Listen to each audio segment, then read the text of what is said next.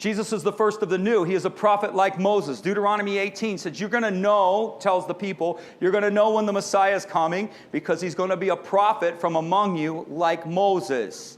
In John chapter 6, Jesus feeds the 5,000, doesn't he? And all the people freak out and they go, what did they call him? They go, this is the prophet. Well, what prophet were they referring to? They were referring to the prophet that was declared to them in Deuteronomy chapter 18. They knew their word. And they see all of a sudden, Moses had bread come down from heaven and fed the masses. Here's this one standing here, breaking bread, and food is multiplied. This is the one that was promised. They understood him. He was promised to be a prophet like Moses. John said this. So John is the last of the Old Testament prophets. Problem a lot of times in prophetic ministry within the church is we do not understand prophetic ministry at all. We are absolutely clueless. We're guessing. We're either in full-on denial that it doesn't exist anymore, right? Like a pastor told me, well, we don't want to hear voices, Kevin. We don't want to hear voices. That's my favorite line. I'm like, seriously, man? You want to hear voices? I'm like, whose voice are you listening for? You know, I mean, I don't get it. We don't understand it. We either deny it or we don't understand it. There's been a transition, and I'm going to show it to you. John says, he must increase, I must decrease. What is he referring to? The type of ministry. Jesus referred to John as the prophet. Those born among men and women, there is none greater than John. And John saying, my time, the time of the era of the Old Testament is closing, and there's an inbreaking and a birthing of a new. This is a spiritual movement. So we see John saying, I must decrease, he must increase. It's not just in realms of his ministry. It's in realms of the Old Testament closing and the New Testament opening. Luke says this, like, I don't know, my computer spell checks for some reason. How does Luke become like? So I don't know if you can read that on the screen. Like, where's the book of like? I don't know. Where's the book of like? Luke chapter 9. It says, when his disciples, James and John, you guys all know this story. This is the closing of the Old Testament prophecy and the prophets and the beginning of the new. James and John looked at them. These people were rejecting Jesus, right? You imagine this? How loving the disciples were. A bunch of people rejecting Jesus, and James and John go, Lord, you want us to call fire down on these people like Elijah did? You want us to just torch the whole place? What's crazy is they had the faith that they could do it. That's what's crazy. They actually had the faith that they could actually do that. And so they're like, just say the word, Lord. I mean, it's on.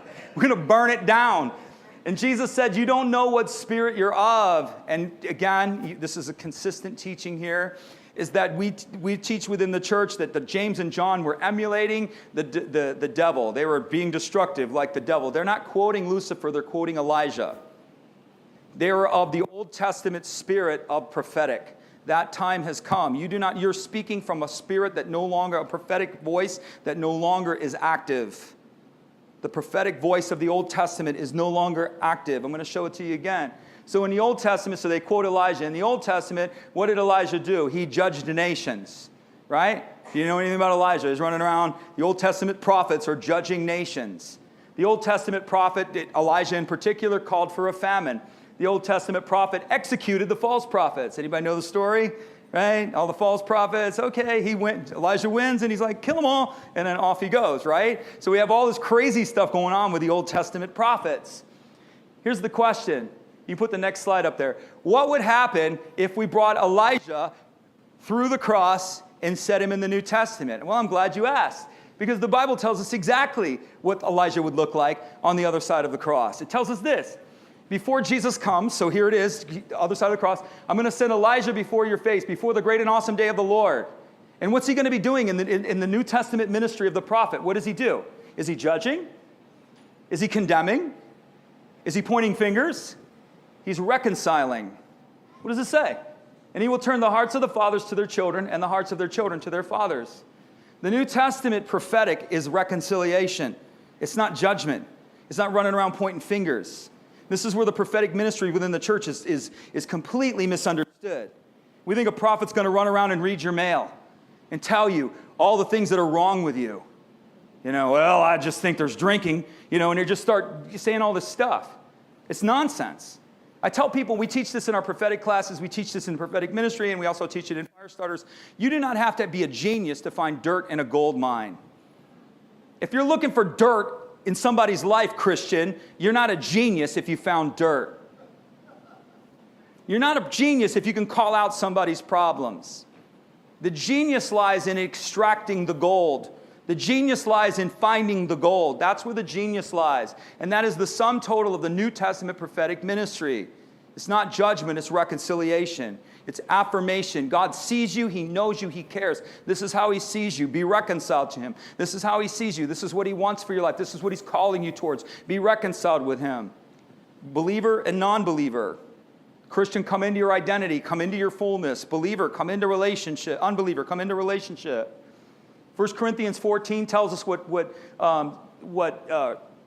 prophecy is. In the New Testament, it's edification, exhortation, and comfort to men. So if you're thinking you're running around giving words of prophetic, and you are not speaking edification, exhortation, and comfort, you are not fulfilling the decree of the New Testament prophet. Some of you have experienced what we would call in churches New Testament prophets. Running around yelling and screaming, pointing fingers, speaking condemnation. It's nonsense. We call forth life. We are the people who call life from the dead. God is the God of the resurrection. He gives life to the dead and calls what is not as though it were. We don't speak condemnation into our land. We speak revival. Oh, God's going to judge America. I've had a prophetic word. God's going to judge America. Great.